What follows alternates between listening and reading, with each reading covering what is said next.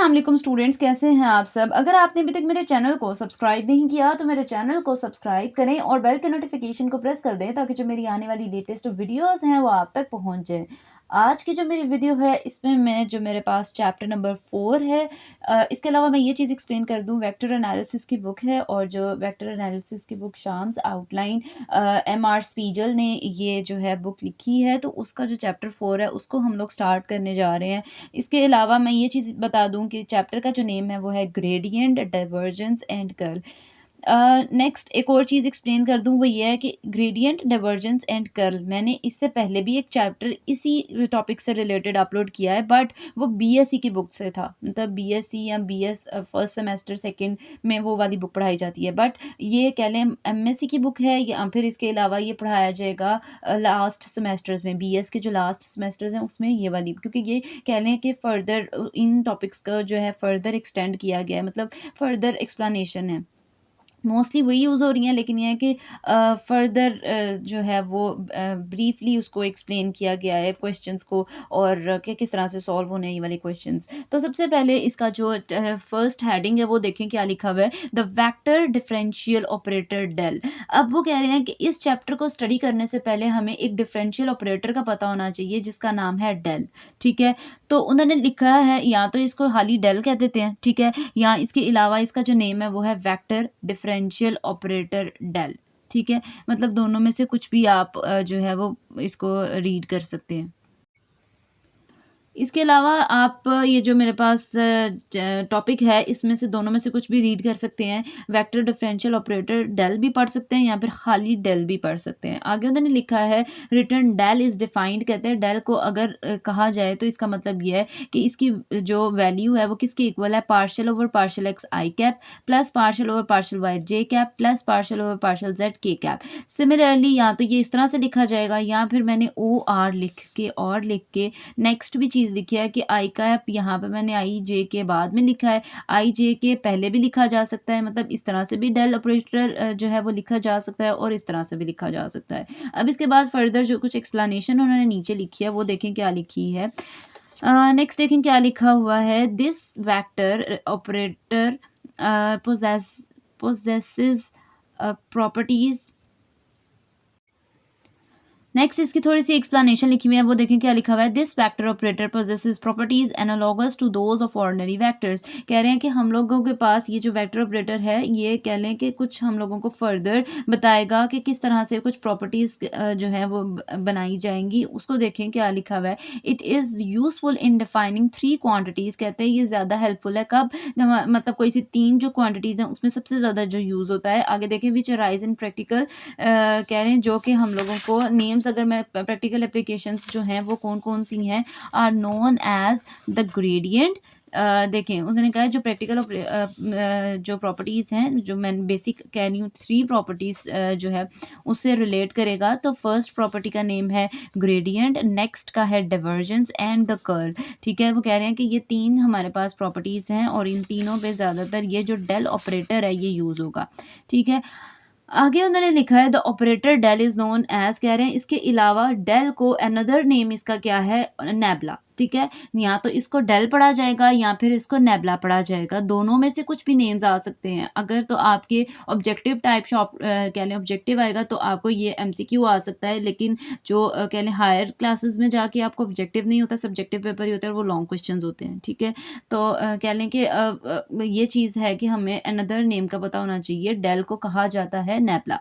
Next heading है the gradient. First अगर gradient की बात करें, लेट फाई ये जो मेरे पास इस तरह से मैंने लिखा है इसको फाई पढ़ते हैं। ठीक है, नेक्स्ट लिखा है X Y Z be defined and differentiable at each point X Y Z in a certain region of space.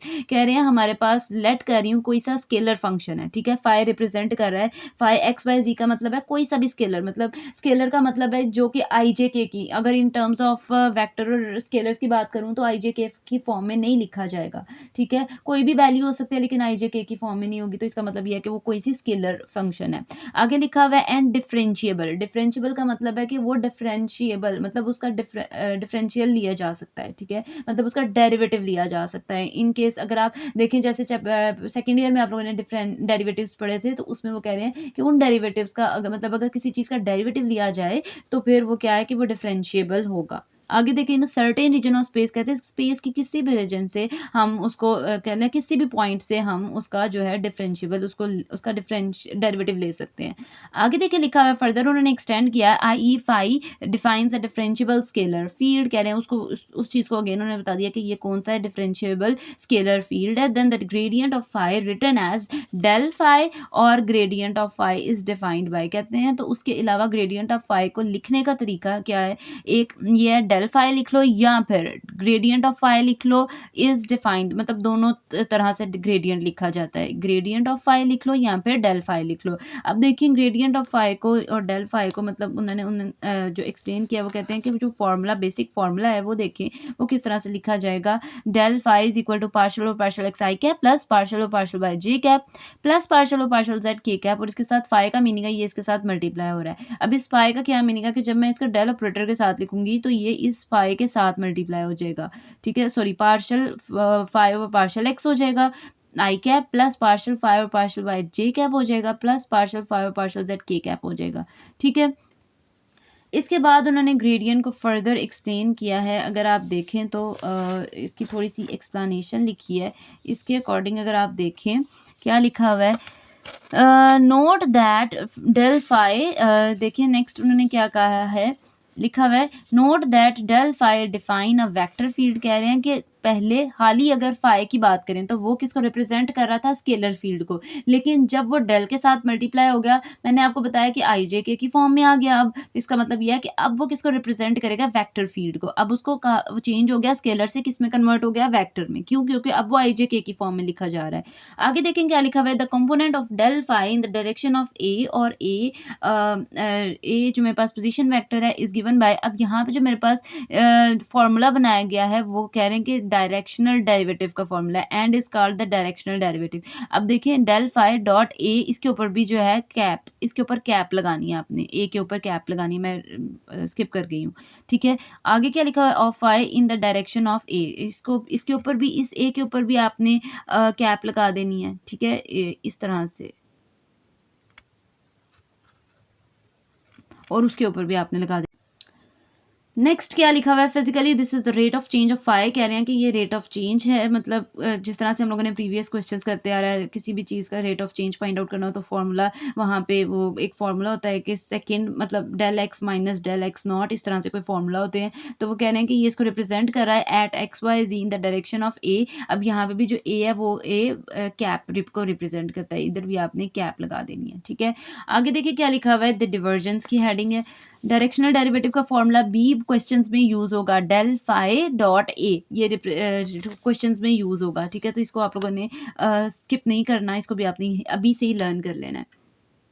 Next देखिए हेडिंग है the divergence, let V X Y Z V one I cap V two plus V two J cap plus V three K cap be defined and differentiable at each point X Y Z in a certain region of space, I V defines a differentiable vector field. अब वो कह रहे हैं कि अब मैंने एक कोई सा वेक्टर लिया है, ठीक है, आपकी चॉइस है, आप कैपिटल वी से रिप्रेजेंट करने की बजाय कैपिटल ए से भी रिप्रेजेंट कर सकते हैं। फिर हम उसकी अगर इक्वालिटी के बाद देखें तो A one I cap plus A two J cap plus A three K cap लेंगे, ठीक है। तो वो कह रहे हैं कि अब जो हम लोगों ने लिया वो डिफरेंशिएबल है किस पॉइंट पे, एक्स वाई किसी सर्टेन रीजन ऑफ स्पेस पे भी, मतलब वही चीजें लिखी हैं, लेकिन पहले वो स्केलर फील्ड था, अब वो डिफरेंशिएबल है वेक्टर फील्ड पे। आगे क्या लिखा है, देन द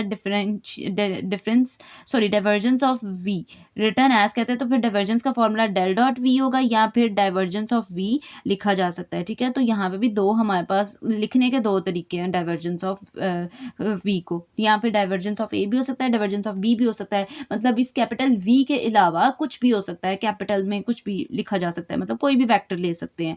आगे देखिए क्या लिखा है, इज डिफाइंड बाय, फर्दर अगर इसको एक्सटेंड करें तो क्या लिखा हुआ है, del V is equal to कह रहे हैं डेल का मतलब है डेल की वैल्यू हम लोगों ने लिखती है वी की जगह वी की वैल्यू लिख देनी है। अब जब इसके डॉट मल्टीप्लिकेशन होगी तो आई डॉट आई 1 हो जाएगा, जे डॉट जे भी 1 हो जाएगा और के डॉट के भी 1 हो जाएगा। तो मेरे पास जो फाइनल फॉर्मूला बनेगा वो पार्शल v1 और partial x plus partial v2 और partial y plus partial v3 और पार्शल z हो जाएगा। ये मेरे पास डाइवर्जेंस ऑफ v या फिर डेल डॉट v का फॉर्मूला है। ठीक है, आगे लिखा हुआ है note the analogy with a dot b is equal to a1 b1 plus a2 b2 plus a3 b3। अगर इस फॉर्मूले को देखें, इसका मतलब है मैंने खुद से a को लेट किया a1 i cap plus a2 j cap plus a3 k cap और b को अगर लेट किया b1 i cap plus b2 j cap plus b3 k cap.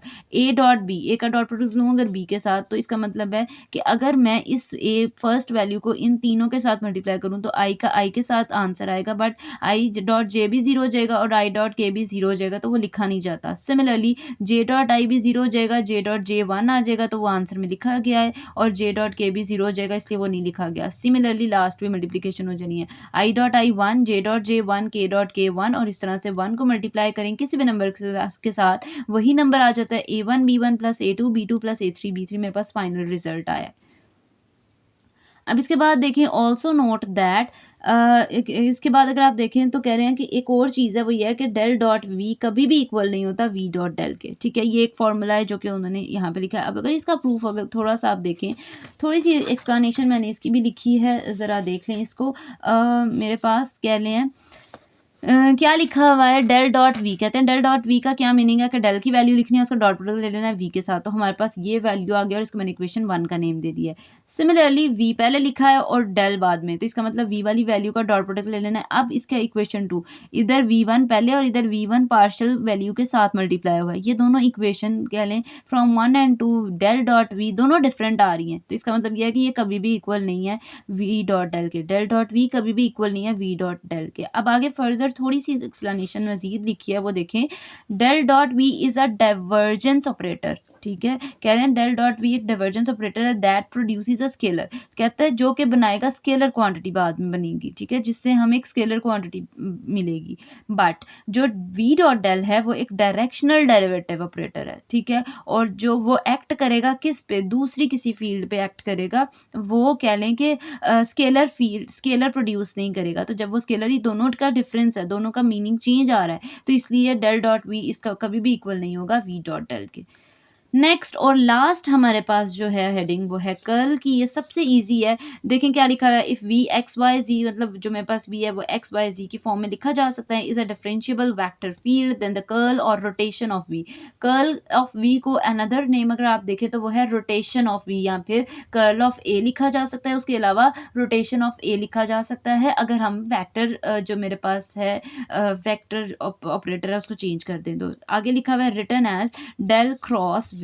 अगर इसका क्रॉस प्रोडक्ट लें तो कुछ इस तरह से मेरे पास वैल्यूज आएंगी। ज़रा देखें क्या लिखा हुआ है, कर्ल वी और rotation of V is defined as del का क्रॉस प्रोडक्ट लेना है जब वी के साथ, डेल वैल्यू लिखी, उसका क्रॉस प्रोडक्ट लिखिए वी के साथ। फिर क्रॉस का मतलब है कि हम इसको 3x3 के डिटर्मिनेंट में लिख सकते हैं। ऊपर आई जे की आएगा, डेल के साथ पार्शियल ओवर पार्शियल एक्स और उसके साथ जे के साथ क्या आ जाएगा, पार्शियल ओवर पार्शियल वाई, और के नीचे क्या आ जाएगा, partial over partial Z. Similarly इसके नीचे v1 v2 v3 लिखा जाएगा, और 3x3 के डिटर्मिनेंट को एक्सपैंड करेंगे। एक्सपैंड करने के बाद इसको फर्दर इसकी सिंप्लीफिकेशन करेंगे, इसको इसके साथ मल्टीप्लाई कर देते हैं इस तरह से, क्रॉस माइनस इसको इसका v2 को मल्टीप्लाई कर देते हैं इसके साथ। ठीक है, तो मल्टीप्लिकेशन करने से कुछ इस तरह से मेरे पास रिजल्ट्स आएंगे। ठीक है, और आगे जो मेरे पास लिखा गया है वो देखें। Note that in the expansion of the determinant the operators must partial partial x partial partial y partial partial z must precede v1 v2 v3। कह रहे हैं कि ये हम लोगों को जो ऑपरेटर है वो रिप्रेजेंट कर रहा है, मतलब हम लोगों को बता रहा है कि पार्शियल पार्शियल मतलब उसका रिलेशन कुछ बता रहे हैं कि v1 लोग के साथ किस तरह से है। ये थी जी आज की मेरी वीडियो। होपफुली आपको मेरी वीडियो अच्छी लगी होगी। अगर आपको मेरी वीडियो अच्छी लगे तो वीडियो को लाइक करें और सब्सक्राइब करना मत भूलिएगा। तो इंशाल्लाह जो नेक्स्ट वीडियो होगी वो फर्दर जो मेरे पास क्वेश्चंस है, अभी एक्सप्लेनेशन भी है, तो तब तक के लिए अल्लाह हाफ़िज़।